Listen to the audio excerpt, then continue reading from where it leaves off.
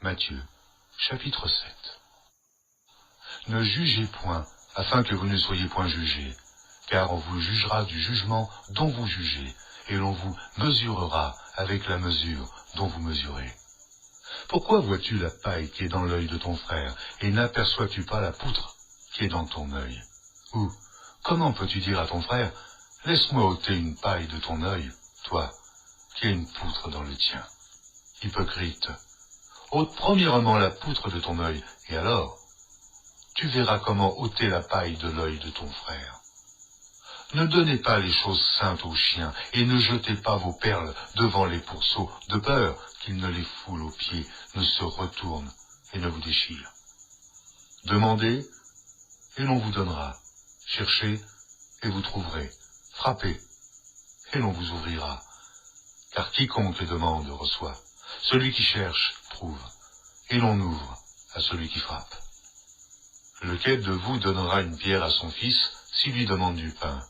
Ou s'il demande un poisson, lui donnera-t-il un serpent?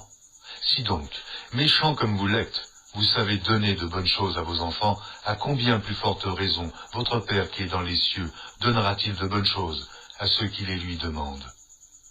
Tout ce que vous voulez que les hommes fassent pour vous, faites-le de même pour eux, car c'est la loi et les prophètes.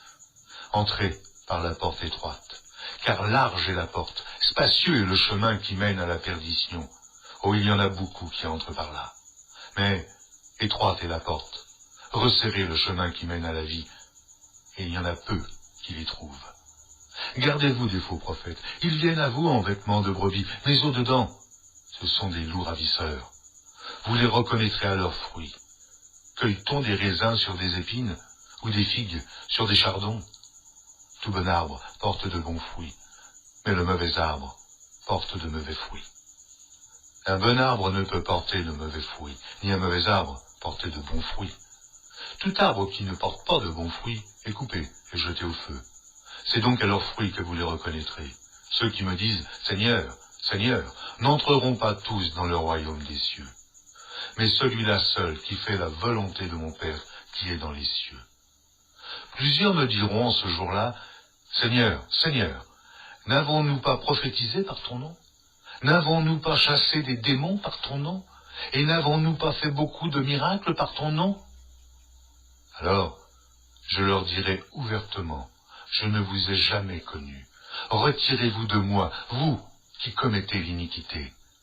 C'est pourquoi, quiconque entend ces paroles que je dis et les met en pratique, sera semblable à un homme prudent qui a bâti sa maison sur le roc. La pluie est tombée, les torrents sont venus, les vents ont soufflé et se sont jetés contre cette maison. Elle n'est point tombée, parce qu'elle était fondée sur le roc. Mais quiconque entend ces paroles que je dis et ne les met pas en pratique sera semblable à un homme insensé qui a bâti sa maison sur le sable. La pluie est tombée, les torrents sont venus, les vents ont soufflé et ont battu cette maison. Elle est tombée, et sa ruine a été grande. Après que Jésus eut achevé ses discours, la foule fut frappée de sa doctrine, car il enseignait comme ayant autorité, et non pas comme leurs scribes.